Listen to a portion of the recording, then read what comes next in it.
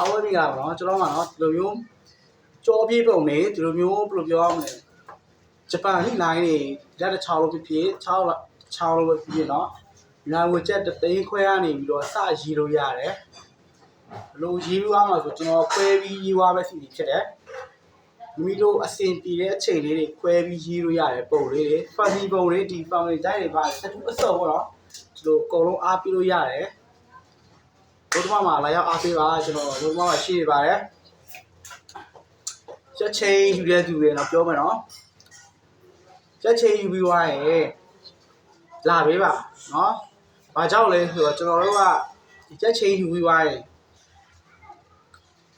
ခင်ဗျားတို့ချိန်တဲ့ရက်ကိုစောက်ပေးနေရတယ်နောက်လူကိုလာရင်တော့မှကျွန်တော်တို့လက်ခံထိုးလို့မရပါဘူးဘာကြောင့်ပဲပတ်စံရတာဖြစ်မရတာဖြစ်ကျွန်တော်တို့လက်ခံပြီးထိုးလို့မရဘူးကျွန်တော်တို့ကအချိန်ကြီးကုန်ပါတယ်စောက်ကျွန်တော်တို့တောင်းဝင်ရစောက်ပေးပါတယ်ရက်ချိန်လေးယူပြီးသွားရင်တော့အတိအကျလာပေးပါနောက်ရက်ချိန်ထိုးမဲ့သူတွေလည်းအတိအကျလာပေးပါ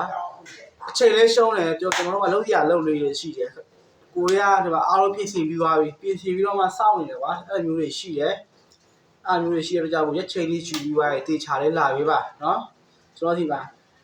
လာရောက်အားပေးတဲ့လူတိုင်းကိုလည်းကျေးဇူးတင်တယ်နောက်ထပ်လာရောက်အားပေးဖို့ဖိတ်ခေါ်ပါတယ်